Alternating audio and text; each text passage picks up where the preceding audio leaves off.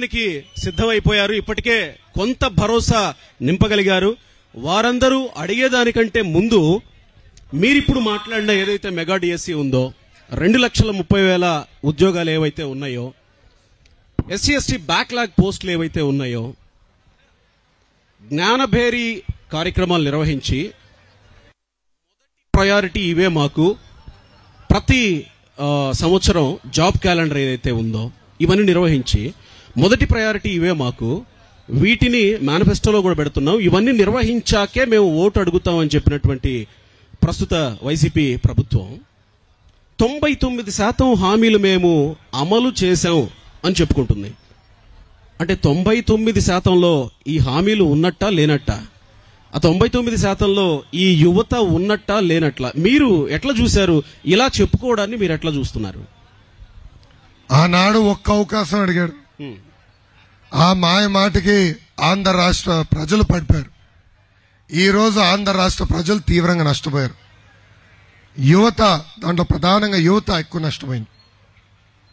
ఉద్యోగాలు లేవు, పరిశ్రమలు తీసుకురాలేదు, ఉన్న పరిశ్రమల్ని పక్క రాష్ట్రానికి తరలేసే పరిస్థితి మనందరం చూసాం. ఆనాడు ఒంగోలు జిల్లాకి ఏషియన్ పల్ప్ అండ్ పేపర్ పరిశ్రమ తీసుకొచ్చాం. ఇక్కడున్న సుబాబు రైతులను ఆదుకునేదానికి, అదేవిధంగా 12,000 మంది యువతకి ఉద్యోగాలు కల్పించేదానికి ఆనాడు పరిశ్రమ తీసుకొచ్చాం. ఆ ఒప్పందం క్యాన్సిల్ చేశారు, పక్క రాష్ట్రానికి పంపించేశారు. లూలు, అమర్ రాజా, ఫాక్స్కాన్ లాంటి అద్భుతమైన పరిశ్రమలు కూడా పక్క రాష్ట్రానికి తరిమేసే పరిస్థితి మనందరం చూసాం. అది చూసి చాలా బాధ కలిగింది, ఒక యువకుడిగా బాధ కలిగింది. ఒక పరిశ్రమ ఆంధ్ర రాష్ట్రానికి తీసుకొచ్చేదానికి ఎంత కష్టపడాలో నాకు తెలుసు. ఆనాడు ఐటీ ఎలక్ట్రానిక్స్ శాఖ మంత్రిగా నేను ఫైల్స్ నా చంకలో పెట్టుకుని అందరు గడపలు దొక్క పెట్టుబడులు తీసుకొచ్చా. ఈరోజు అవన్నీ పక్క రాష్ట్రానికి వెళ్ళిపోతే నిజంగానే ఒక బాధ, ఆవేదన కలిగింది.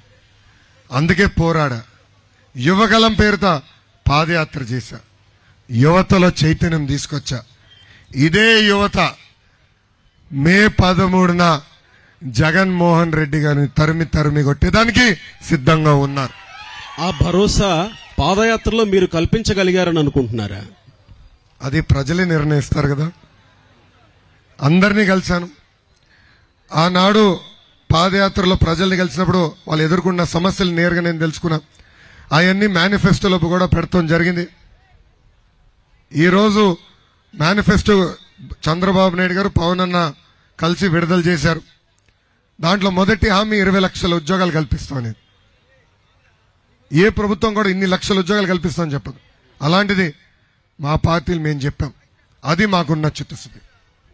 ఇక్కడ నాకు ఒక విషయం యాజ్ ఎ జర్నలిస్ట్ పంచుకోవాలనిపించింది. నేను హిందూపురం నుంచి పెనుగొండ మీదుగా ఒంగోలు వచ్చే ప్రయత్నంలో ఉన్నాను. మీరు ఇందాక కియా కోసం మీరు ఎంత కష్టపడ్డారనేది చెప్పినప్పుడు నాకు అది చెప్పక తప్పక ఉండలేక అనిపించింది. నేను పెనుగొండ నుంచి వస్తూ ఉన్నప్పుడు పెనుగొండ దగ్గర హైవేకి ఇరువైపులా కియా పరిశ్రమ, అటు ఇటు కియా అనే పరిశ్రమ కనబడుతూ ఉంటే అక్కడికి వచ్చేసరికి నాలో ఒక స్పందన, నాకు తెలియకుండానే గూస్ బంప్స్ వచ్చేసాయి.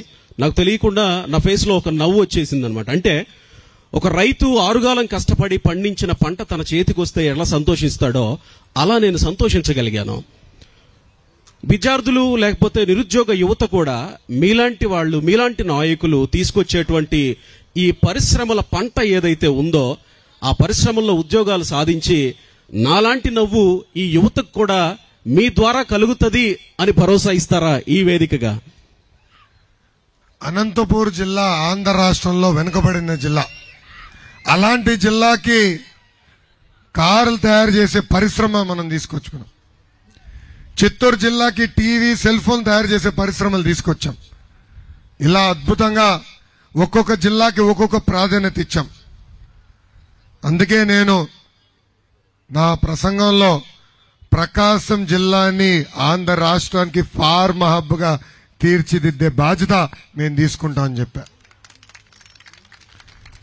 అట్లా ఒక్కొక్క జిల్లాకు ఒక్కొక్క ప్రాధాన్యత ఇస్తేనే ఎకో సిస్టమ్ ఏర్పడుతుంది. ఆ ఎకో సిస్టమ్ వల్ల లక్షలాది మంది యువతకి ఉద్యోగాలు, ఉపాధి కల్పించగలుగుతాం. ఆ లక్ష్యంతో తెలుగుదేశం, జనసేన, భారతీయ జనతా పార్టీ ప్రభుత్వం పనిచేస్తుందని ఇక్కడున్న యువతకి నేను తెలుపుతున్నా. రైట్ లోకేష్ గారు కూర్చో